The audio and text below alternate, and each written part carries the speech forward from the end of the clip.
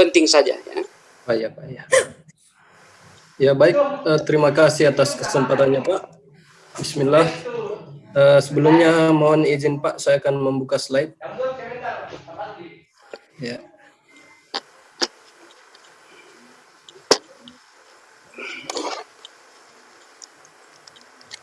Ya. Bismillah. Assalamualaikum warahmatullahi wabarakatuh. Selamat pagi Bapak Ibu sekalian. Terima kasih atas kesempatan. Alhamdulillah segala puji bagi Allah. Saya karena rahmatnya dan kita semua bisa bertemu dalam seminar rancangan aktualisasi yang insya Allah akan bagus sekali ke depannya untuk kami dalam kelancaran latsar kami. Kemudian pertama mohon izin Pak, sebelumnya saya ucapkan terima kasih kepada Bapak sekalian, Bapak Penguji, Bapak Dr. Junda Maulana yang telah siap membimbing kami, menguji kami. Kemudian Bapak Coach Pak Jumail, dan terakhir Bapak kami, Kepala Sekolah kami Pak Ishak. Ya, terima kasih Pak atas kesediaan waktunya. Kenalkan, saya Muhammad Yusril Tahir, jabatan ahli pertama guru kelas di SLB Negeri Pembina Provinsi Sulawesi Barat. Jadi SLB Pembina ini Bapak Ibu sekalian dianggap sebagai SLB nomor 1 SLB kita di Sulawesi Barat.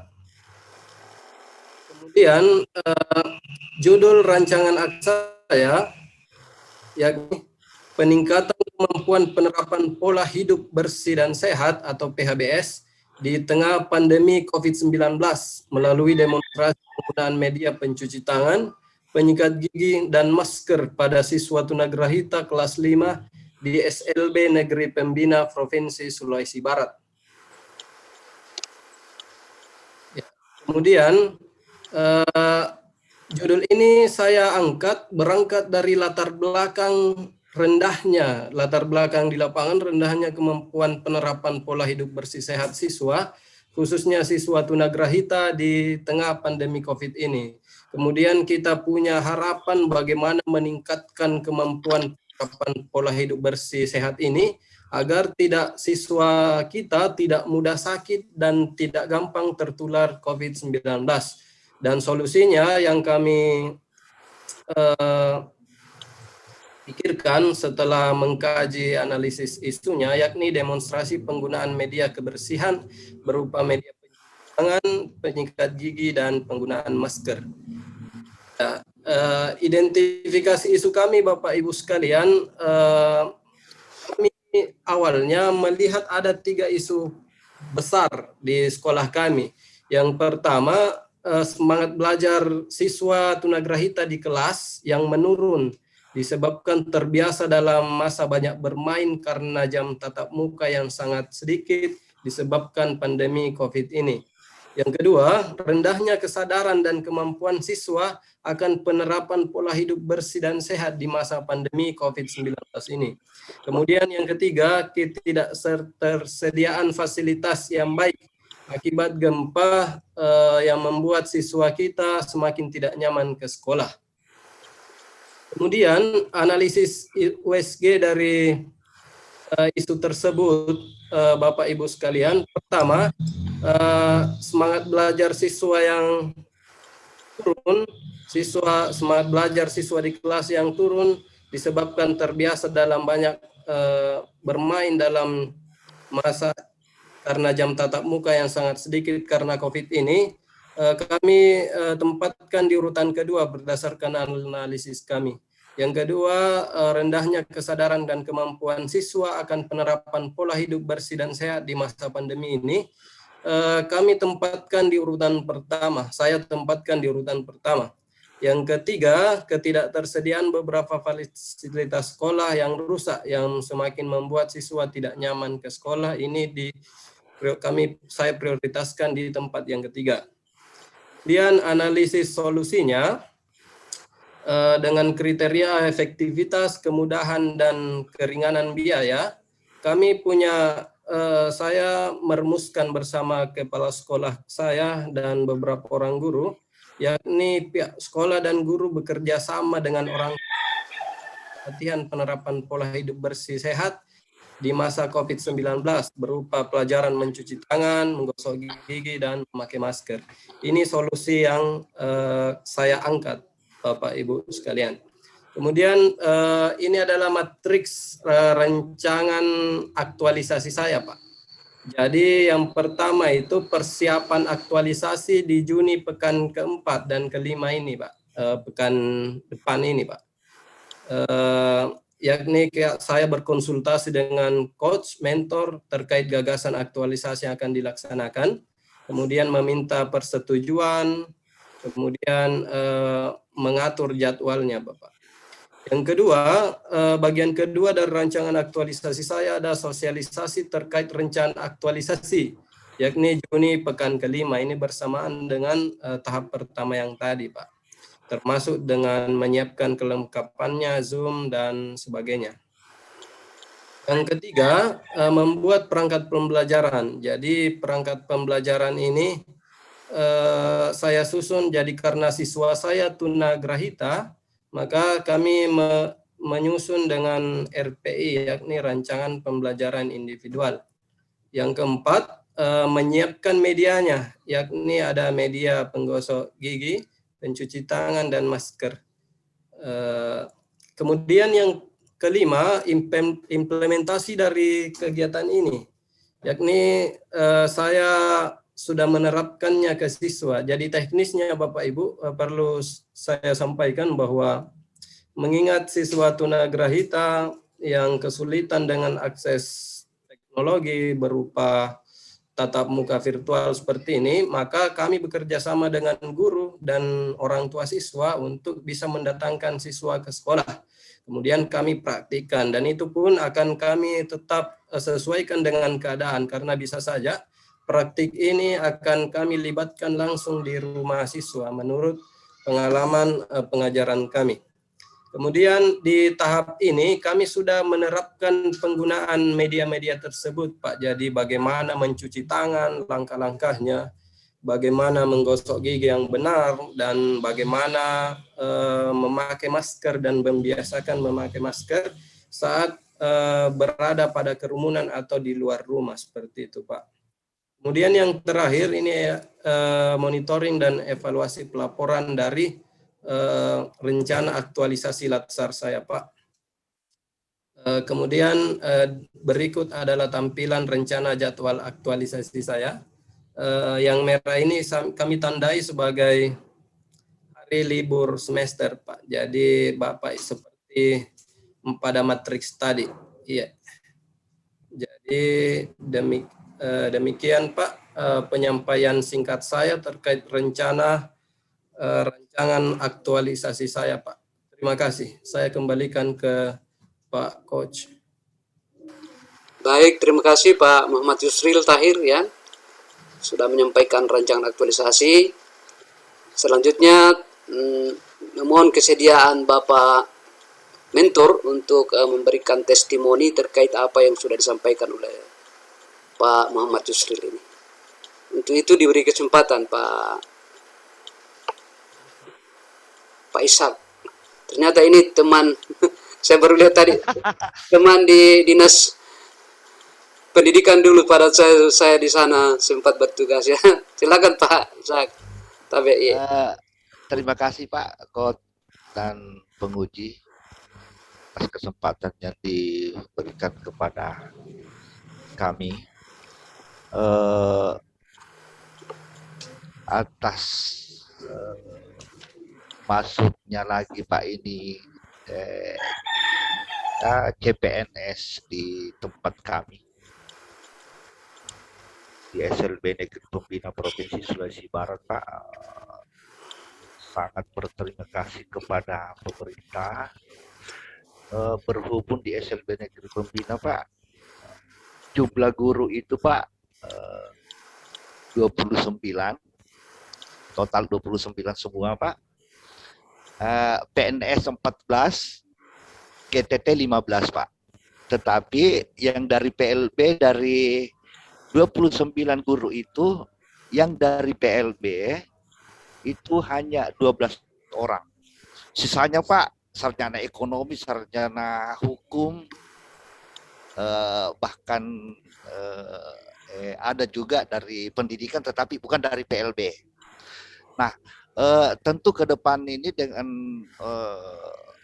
guru baru atau dengan Pak Yusril ini, bebannya ini akan banyak membina anak-anak kita, di mana anak-anak di siswa SLB itu Pak adalah anak-anak yang berkebutuhan khusus, jauh beda dengan anak-anak reguler atau di SMA biasa atau SD biasa. Di sini perlakuannya itu Pak ya tentu perlakuan khusus dengan kita menggunakan sistem individual Pak. Apalagi Pak Yusril ini tunagrahita. Kita tahu Pak tunagrahita mau kencing mau berak Pak. Jadi guru-guru yang ceboin Pak. Sedih Pak. Kita menangis Pak. Anak orang Pak kita ceboi kalau dia berak Pak. Pak Yusril ini jadi teman-teman itu Pak yang semua dari PLB sejak masuk kuliah sampai bertugas di SLB Pak itu sudah siap untuk membina anak-anak kita. Nah, tujuan disekolahkan anak-anak kita itu Pak, apalagi kalau tunagrahita, target kita itu Pak adalah supaya anak ini bisa mandiri, bisa mengurus dirinya sendiri. Tunagrahita Pak, bisa mengurus dirinya sendiri. Bayangkan Pak, jadi anak-anak yang sudah sekolah dan yang tidak jauh beda Pak di masyarakat. Apalagi tidak usah kita bicara tunadaksa Pak, tunanetra yang kalau tunanetra bahkan ada yang profesor doktor Pak. Kemudian yang tunadaksa sudah banyak juga mandiri, tukang jahit dan sebagainya. Intinya Pak, terima kasih banyak. Terima kasih banyak secara umum pemerintah dan terkhusus kepada Bapak penguji. Saya tahu persis beliau penguji ini Pak. Kebetulan juga ya mungkin beliau tidak mengenal saya, tetapi saya kenal baik dengan beliau sejak saya bergabung di Dinas Pendidikan Provinsi Pak. Jadi kos itu saya pernah berteman di satu kantor Pak. Pak Kondotor Tulang Ramulana, mudah-mudahan sehat selalu atas perjuangannya selama ini sehingga CPNS khusus PLB di Sulawesi Barat ada Pak. Sebelumnya itu Pak tidak ada. Yang ada Pak dari sarjana dari seni rupa, dari tata boga. Tetapi alhamdulillah tahun ini sudah ada masuk Pak. Terima kasih banyak Pak Yusril juga siap-siap untuk bekerja keras di SLB karena Andalah yang tulang punggung untuk merawat anak-anak kita, membina dan merawat. Saya kira itu Pak sudah panjang. Terima kasih banyak Pak. Kos juga terima kasih banyak Pak. Mudah-mudahan sehat walafiat juga Pak. Demikian, terima kasih. Wabillahi taufiq wal hidayah. Wassalamualaikum warahmatullahi wabarakatuh. Waalaikumsalam warahmatullahi wabarakatuh. Terima kasih Pak Ishak ya. Tadi saya baru dengar nama, ternyata teman lama di Dinas Pendidikan ya. Terima kasih atas testimoni yang sudah disampaikan dan tentunya kita mengharapkan semua masukan dari Bapak Evaluator untuk itu diberi kesempatan. Baik, terima kasih Pak Coach ya, yang saya hormati Pak Mentor ya, Pak Ishak selaku Kepala SLBN pembina. Khusus Pak Yusril ya selaku peserta. Ini menarik ini kalau saya lihat biodatanya Pak Yusril ini dari luar Pak ya. Dari jauh-jauh datang ke Sulawesi Barat ini untuk mengabdi. Nah, tadi saya agak apa ya, dengan apa yang disampaikan Pak kepala sekolah ini, Pak Ishak ini tadi, saya langsung terenyuh gitu ya, bahwa mengajar di SLBN itu memang saya bayangkan pengabdian yang luar biasa, ya. Sehingga dibutuhkan memang orang-orang yang punya komitmen, ya, punya cita-cita untuk memang mendidik anak-anak. Kalau hanya sekedar mencari pekerjaan, kemudian mendaftar agar bisa diterima menjadi pegawai negeri atau ASN, tapi tidak memiliki cita-cita untuk mendidik anak-anak yang punya keterbatasan, ya, saya rasa itu tidak tepat juga. Ya mudah-mudahan Pak Yusril ini seperti itu ya. Ya, gimana Pak Yusril? Pak Yusril memang menjadi guru ini memang tujuannya untuk membina anak-anak yang serba keterbatasan, Pak Yusril ya? Ya Pak, Alhamdulillah sejak kuliah Pak, sejak awal masuk kuliah saya sudah niatkan memilih jurusan ini dan tentunya insya Allah siap dengan semua ini Pak. Ya, Alhamdulillah Pak Yusril. Tadi memang luar biasa pengabdian itu Pak, menurut saya pengabdian Bapak menjadi guru SLB pengabdian, apalagi yang disampaikan Pak Isa kalau buang air di mana saja, pokoknya kita selaku guru yang harus menjadi orang tua lah di sekolah untuk bisa merawat. Jadi perlu ada kepedulian. Ya, itu saya apresiasi Pak Yusril ya, bahwa saudara masuk menjadi ASN, menjadi guru SLB, ini suatu hal yang luar biasa menurut saya. Yang berikut kita masuk kepada penulisan Anda.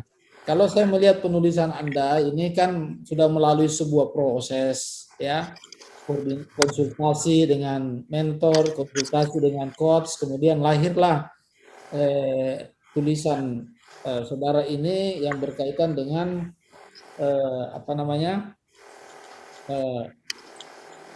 aktualisasi ya, rancangan aktualisasi yang saudara susun ya, yaitu dalam upaya meningkatkan kesadaran ya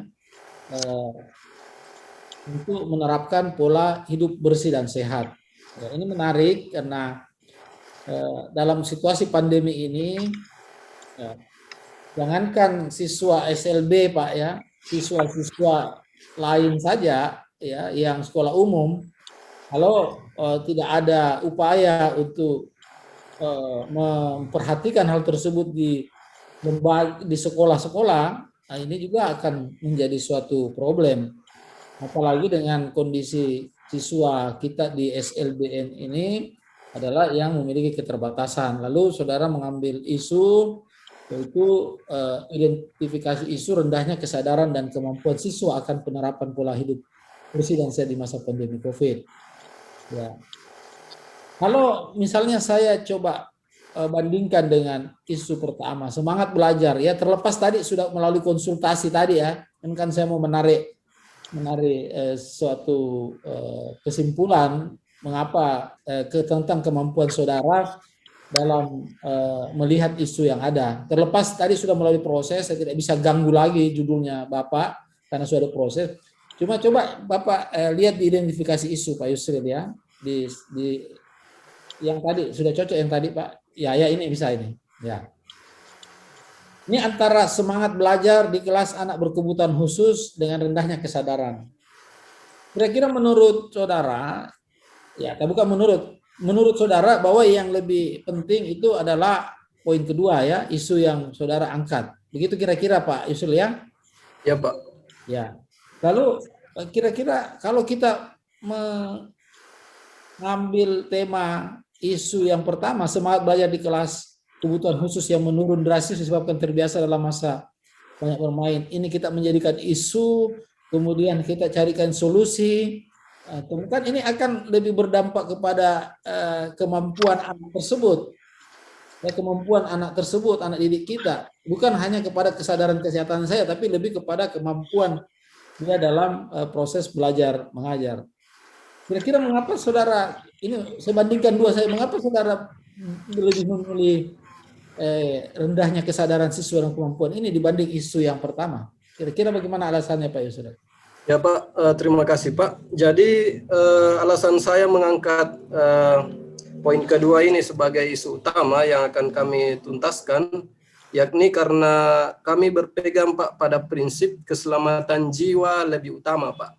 Jadi karena kesehatan di tengah pandemi yang gawat ini, terlebih pada siswa tunagrahita yang memang saat diberikan pun pelajaran yang baik di kelas, tentunya mereka masih punya kekurangan-kekurangan dalam memahami materi disebabkan keterbatasan intelektual mereka, Pak. Alasan yang kedua, Pak, kenapa kami memilih poin yang kedua ini, karena kami mempertimbangkan ketersediaan waktu dalam menyelesaikan rancangan aktualisasi ini, Pak. Meningkatkan semangat belajar ini setelah kami konsultasikan dengan pihak sekolah, beberapa guru kami, guru di sekolah, dia butuh waktu yang lebih lama, Pak. Kemudian tidak seperti siswa reguler, Pak. Siswa berkebutuhan khusus kita di SLB itu lebih kompleks lagi dalam meningkatkan semangat belajarnya. Perlu lebih nyata melibatkan guru, melibatkan orang tua, melibatkan masyarakat, termasuk kelengkapan fasilitas belajar mereka, Pak, yang menunjang motivasi mereka untuk bisa lebih bangkit lagi, Pak. Jadi itu yang ketiga, Pak, alasan kekompleksannya, Pak, kalau kami mengangkat isu yang pertama, Pak. Kemudian kenapa kami memilih isu yang ketiga ini, Pak? Dia lebih praktis, Pak. Konsep kesederhanaan dan kesampaian tujuan pada siswa tunagrahita itu kami rasa lebih pas, Pak. Kenapa? Karena dengan pelajaran yang praktis, konsep yang sederhana, insya Allah anak-anak kita yang tunagrahita ini lebih mudah, lebih gampang memahami, dan lebih cepat menunjukkan perubahannya dalam menghadapi pandemi COVID ini, Pak. Jadi konsep kesederhanaan itu kami rasa ini yang poin keempat, kenapa saya memilih poin kedua ini yang selanjutnya saya angkat sebagai rancangan aktualisasi saya, Pak. Jadi itu 4 alasan, Pak, kenapa saya dengan konsultasi dengan pihak sekolah mengangkat poin yang kedua ini sebagai isu utama, Pak. Ya, terima kasih, Pak. Oh ya, baik, menarik penjelasannya Pak Yusril ya. Bagus. Saya mau tanya, ini anak SLB di kondisi pandemi ini belajar, Pak, ya? Tatap muka ya? Kami sesuaikan, Pak. Kami sesuaikan di SLB kami, Pak. Selain kami beberapa siswa bisa hadir ke sekolah karena memang SLB persentase guru dan siswanya sedikit, Pak. Jadi bisa siswa datang ke sekolah. Yang kedua, kami kadang faktanya sekarang anak-anak belajar ke sekolah. Beberapa, Pak, beberapa. Jadi ada proses belajar mengajar di sekolah. Tentu itu datang, Pak. Tapi kebanyakan akhir-akhir ini, Pak, kami yang guru yang ke rumahnya, Pak. Iya, karena pernah dicoba virtual dengan beberapa guru itu kesulitan. Makanya saya, Pak, juga ke Desa Bambu, ke rumah siswa saya untuk mengajar, Pak. Enggak, maksud saya bertanya begini, Pak Yusril. Kan rancangan kegiatan aktualisasinya ini kan di bulan Juli ya harus selesai ya. Iya, Pak. Saya takutnya kalau Bapak mengangkat isu ini tapi tidak ada proses belajar mengajar di sekolah, tidak ada tatap muka, gimana relevansinya isu ini kira-kira? Oh iya, Pak. Sudah saya siasati, Pak. Saya sudah konsultasi dengan rekan guru, Pak, yang berpengalaman dengan siswa ini.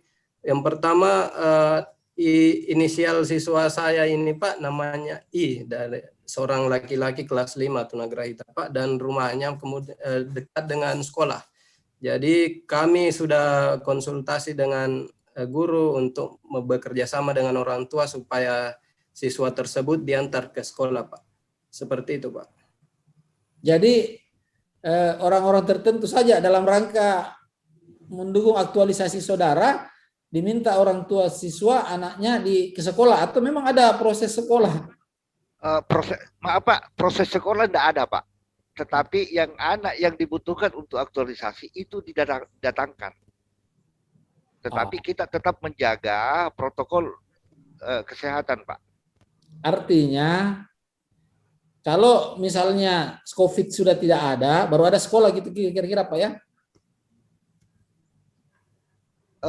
Tidak Pak, ini tetap ada sekolah Pak, tidak libur.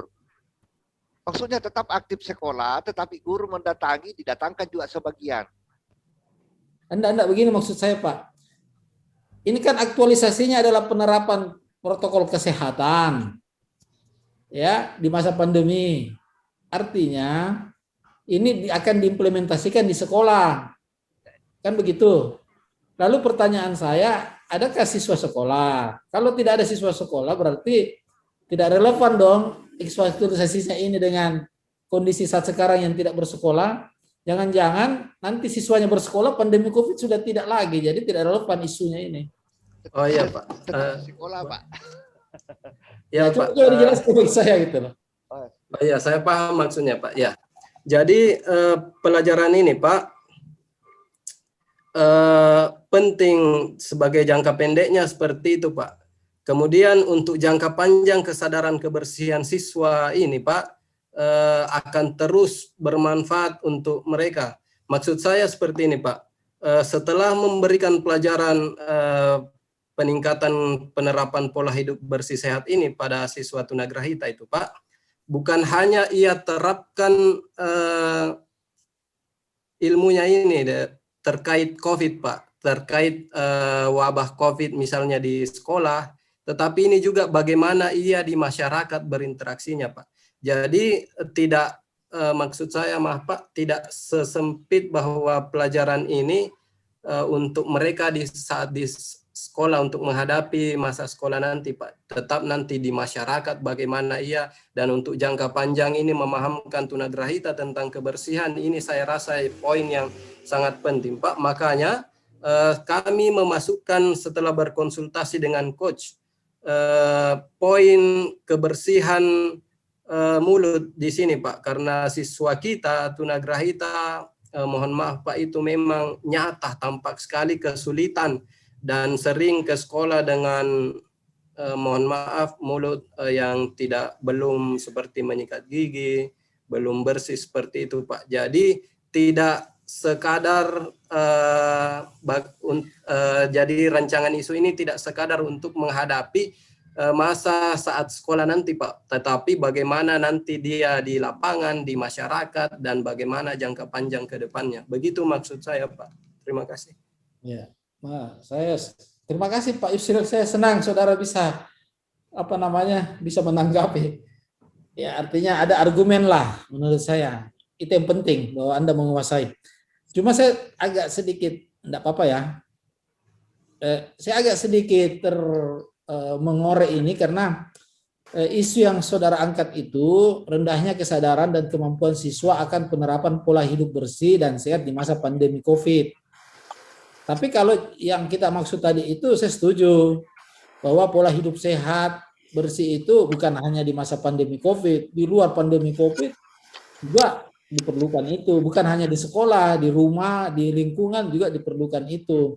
Apalagi anak-anak keterbatasan mental itu keterbatasan itu perlu dilatih, perlu diajarkan. Saya sependapat. Cuma tadi saya sengaja mengorek karena ada isu pandemi COVID. Lalu saya hubungkan aktualisasi saudara dengan kondisi sekolah, apakah belajar apa tidak. Lalu saya mengaitkan itu. Saya tidak mengatakan tidak sesuai, tapi mungkin dalam tulisan saudara, ya, dalam tulisan rancangan saudara mempertajam itu, karena gambaran saya kan begini, bahwa ini ditulis karena memandang situasi di sekolah, kondisi pandemi COVID ini mengkhawatirkan anak-anak kita bisa tertular COVID karena pola hidup bersihnya itu tidak ada. Tidak diterapkan di sekolah, itu di pemikiran saya. Lalu saya tanya, ada sekolah enggak? Ternyata enggak. Hanya nanti kalau mau diaktualisasikan, baru dipanggil siswanya. Oke. Artinya jangka panjangnya, ini kan bertujuan untuk pola hidup sehat. Di luar sekolah pun ini diterapkan untuk anak siswa.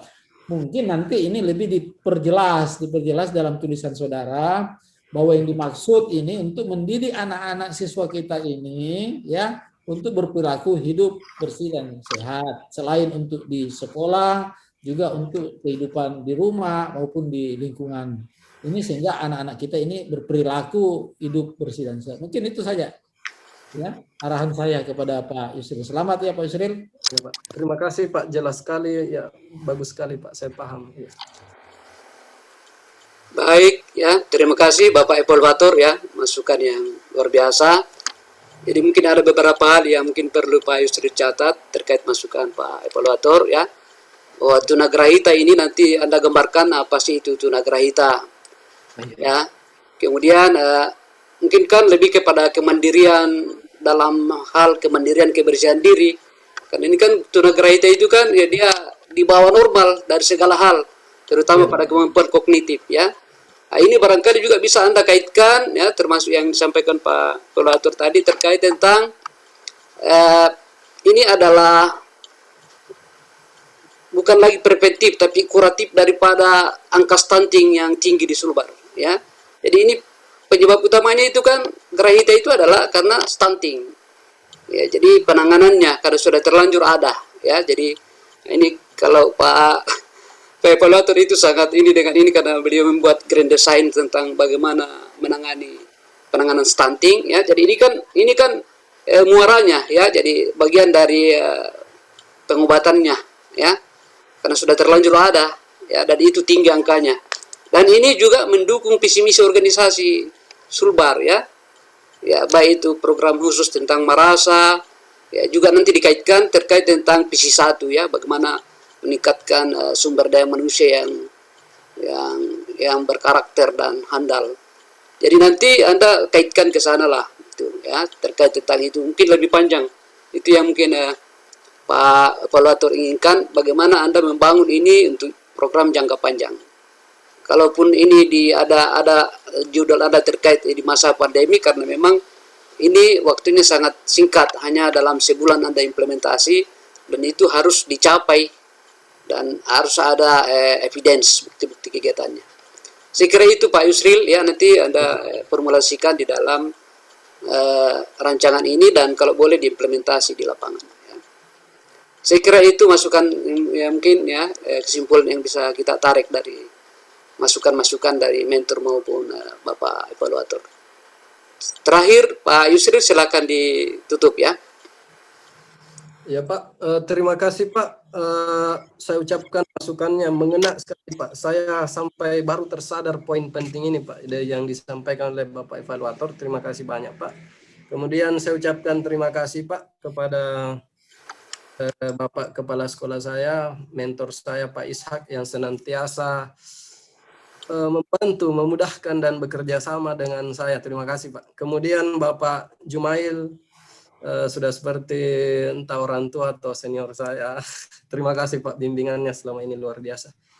Demikian, mohon maaf Pak bila ada salah kata. Demikian presentasi rancangan aktualisasi saya Pak. Lebih dan kurangnya mohon dimaafkan. Assalamualaikum warahmatullahi wabarakatuh. Waalaikumsalam warahmatullahi wabarakatuh. Ya, aplaus untuk Pak Yusril ya.